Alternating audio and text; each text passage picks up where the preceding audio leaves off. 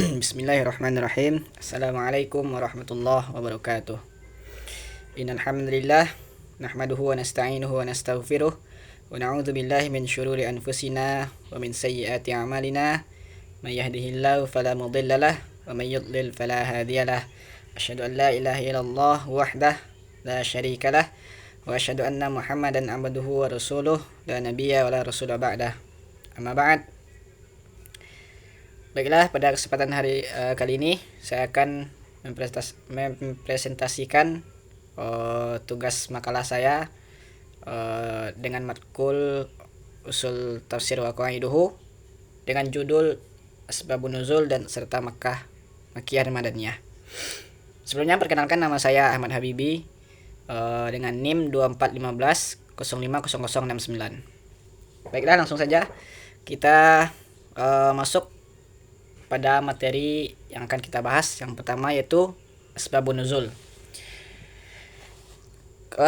Tentu saja setiap pembelajaran pertama harus kita pahami dulu apa pengertian dari hal yang akan kita pelajari. Asbabun Nuzul itu berasal dari kata asbab dan nuzul. Asbab yaitu arti secara bahasa artinya sebab, dan nuzul dengan artinya turun. Kemudian secara istilah, asbabun nuzul artinya adalah dapat kita pahami asbabun nuzul itu sebagai sebab-sebab yang melatar belakangi turunnya ayat Al-Quran. Sebagaimana juga asbabul wurud yang digunakan dalam menjelaskan sebab terjadinya hadis yang disampaikan oleh Nabi SAW. Kemudian ada beberapa ulama mendefinisikan asbabun nuzul. Yang pertama, menurut Az-Zarqani, asbabun nuzul adalah hal khusus atau peristiwa tertentu yang berkaitan dengan turunnya ayat Al-Quran yang berfungsi menjelaskan hukum pada saat peristiwa itu terjadi. Kemudian juga menurut As-Sabuni, beliau menjelaskan bahwa asbabun nuzul adalah peristiwa atau kejadian yang menyebabkan turunnya satu atau beberapa ayat, baik karena adanya pertanyaan yang diajukan kepada Nabi SAW oleh para sahabat maupun persoalan yang terkait dengan urusan agama. Mana Al-Qatan menekankan bahwa asbabun nuzul adalah peristiwa atau pertanyaan yang terjadi pada Nabi SAW pada masa Nabi SAW yang menyebabkan turunnya ayat tertentu. Dan walaupun redaksi para ulama berbeda-beda, secara garis besar semuanya sepakat bahwa asbabun nuzul adalah kejadian yang melatar belakangi turunnya ayat Al-Quran dengan tujuan untuk menjawab pertanyaan, menjelaskan hukum, atau menyelesaikan masalah yang muncul. Dengan demikian, asbabun nuzul berfungsi sebagai bahan sejarah yang memberi konteks dalam memahami makna ayat Al-Quran, khususnya pada masa turunnya wahyu.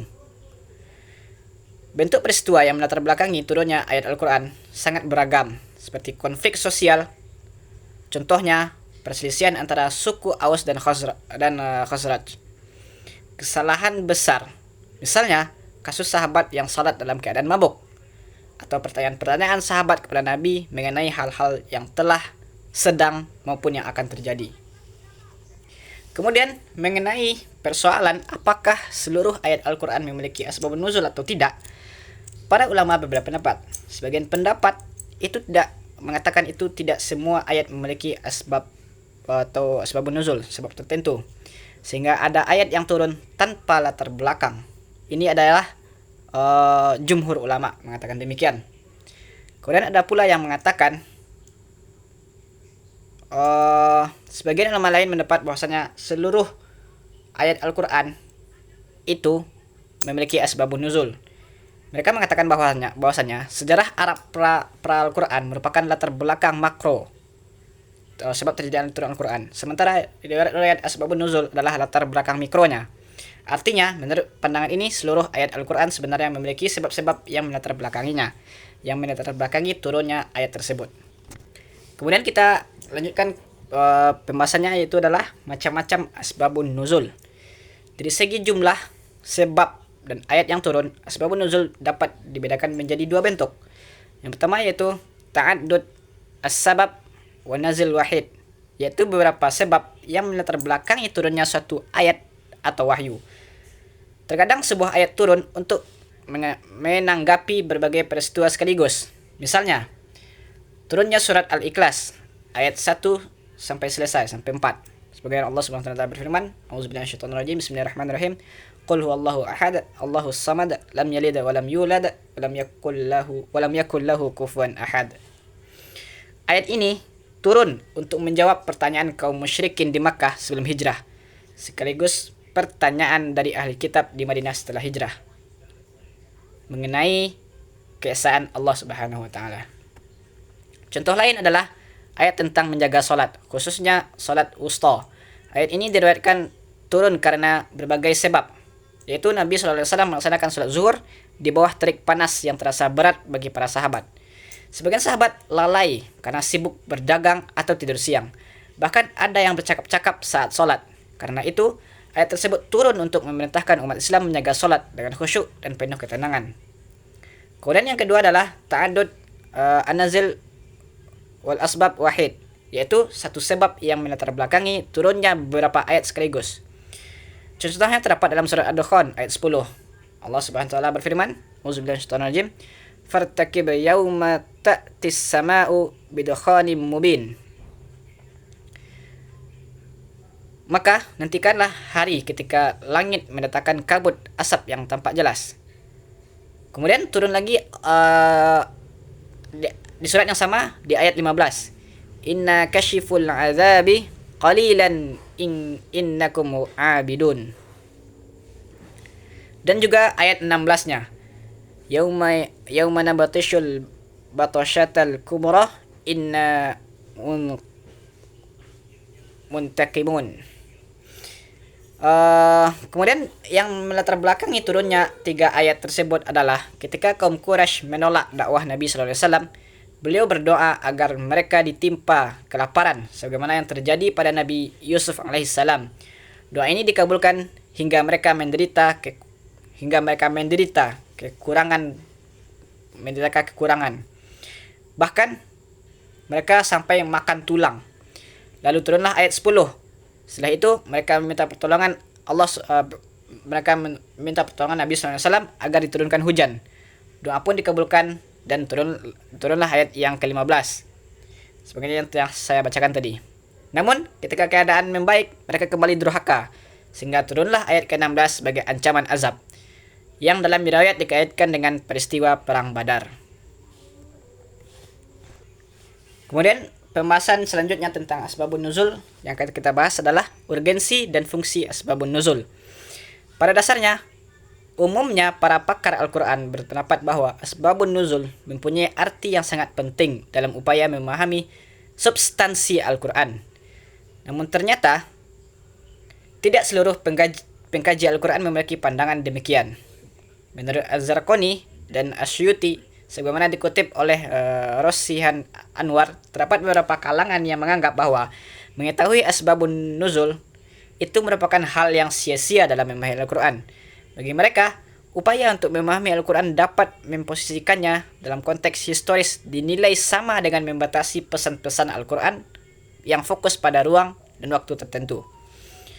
Pendapat yang disebutkan terakhir ini dinilai tidak memiliki dasar yang kuat, karena tidak akan mungkin menguniversalkan pesan Al-Quran di luar waktu dan tempat pewahyuan, kecuali pemahaman yang semestinya terdapat makna Al-Quran dalam konteks kesejarahannya.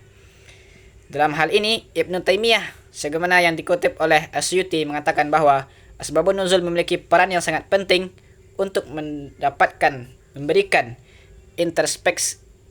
interpretasi yang tepat terhadap ayat Al-Quran. Ungkapan senada dikemukakan oleh Ibnu Daqiq Al-Aid. Menurutnya, penjelasan terhadap asbabun nuzul merupakan metode yang kondusif menginterpretasikan makna-makna Al-Quran. Hal ini diperkuat oleh pendapat Al-Wahidi, sebagaimana yang dikutip oleh Ahmad Izzan.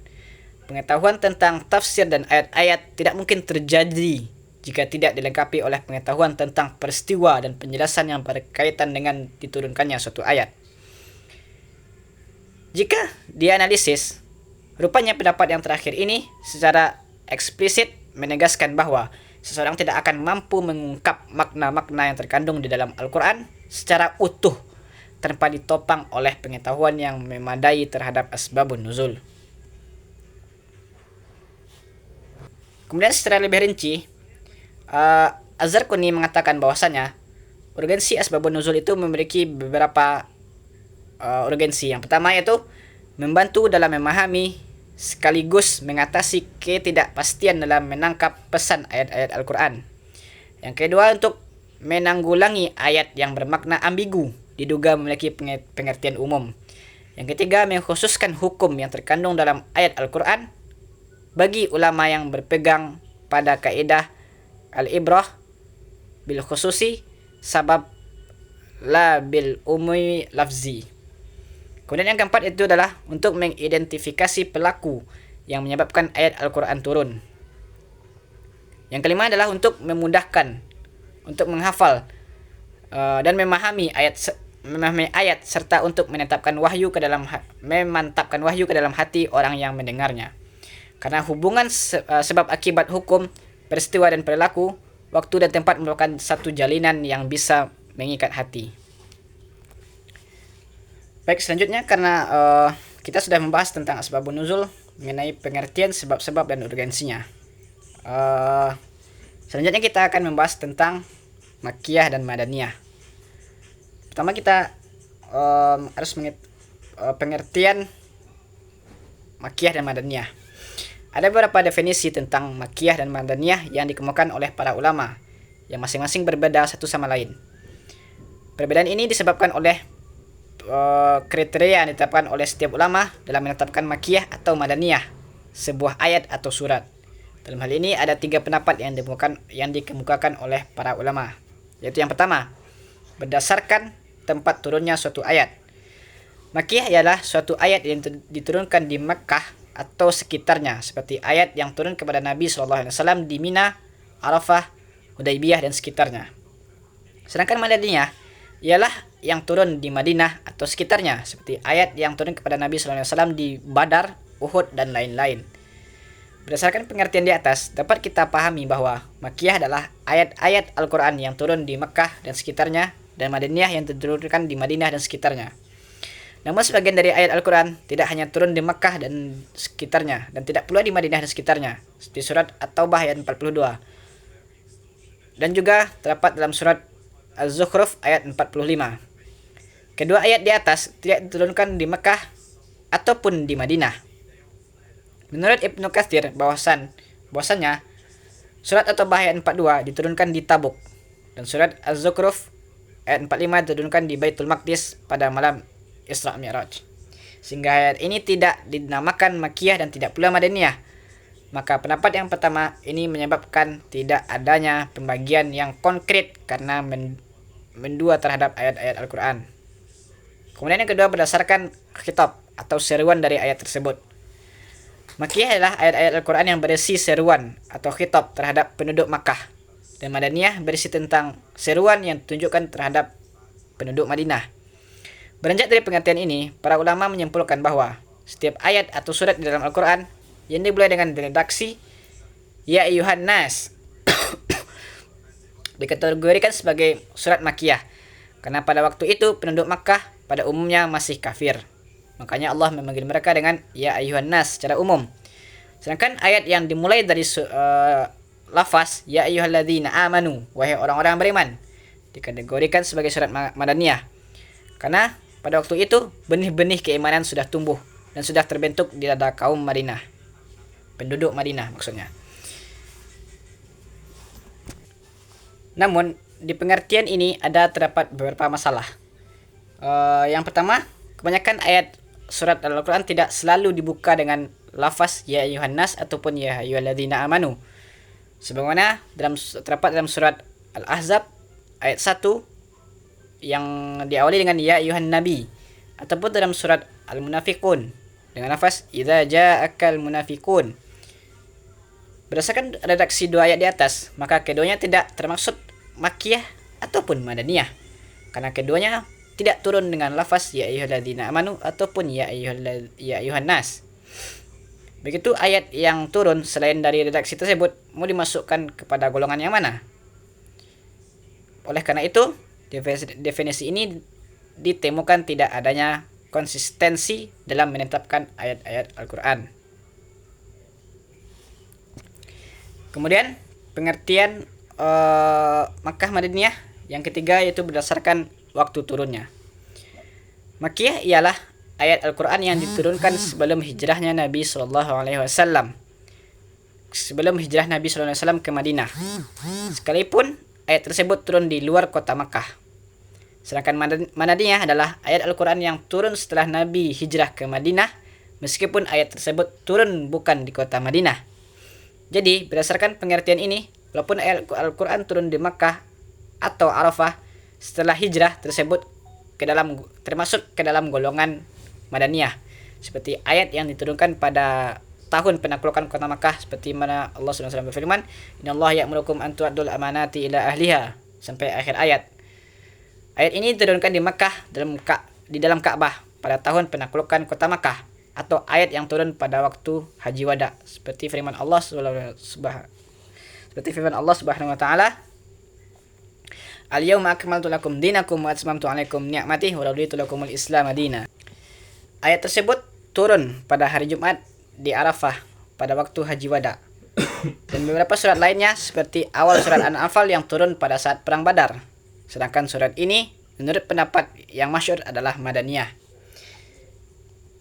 Dibanding dengan dua pendapat sebelumnya, tampaknya pendapat yang ketiga ini lebih rajih karena ia lebih memberikan kepastian dan konsisten serta memenuhi unsur penyusunan ta'rif atau definisi.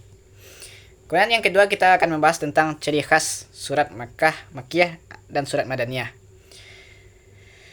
Berdasarkan penelitian, surat-surat Makkiyah dan Madaniyah yang telah dilakukan oleh para ulama telah disimpulkan bahwa terdapat beberapa ketentuan bagi keduanya, serta menerangkan ciri khas, gaya bahasa, dan persoalan yang dibahas oleh keduanya. Oleh karena itu, para ulama menghasilkan kaedah-kaedah. Yang pertama adalah ciri-ciri surat Makkiyah. Surat Makkiyah memiliki lafaz kalla yang disebutkan sebanyak 33 kali dalam 15 surat Makkiyah di dalam Al-Quran. Yang kedua adalah setiap surat yang di dalamnya mengandung ayat sajadah. Itu semuanya adalah surat Makkiyah. Yang kedua adalah surat Makkiyah selalu diawali dengan huruf alfabet, misalkan kayak alif lam mim dan sejenisnya, alif lam ra, ha mim dan lain-lainnya. Kecuali pada surat Al-Baqarah dan surat Ali Imran, karena kedua surat tersebut menurut kesepakatan dari beberapa ulama, surat Al-Baqarah dan surat Ali Imran adalah surat Madaniyah. Sedangkan surat Ar-Ra'd masih diperselisihkan. Yang keempat adalah pada setiap surat Makkiyah mengandung kisah dari para nabi-nabi dan umatnya, dan umat terdahulu, kecuali surat Al-Baqarah. Yang kelima adalah setiap surat Makkiyah mengandung kisah Nabi Adam dan Iblis, kecuali pada surat Al-Baqarah. Yang kedua adalah ciri-ciri surat Madaniyah.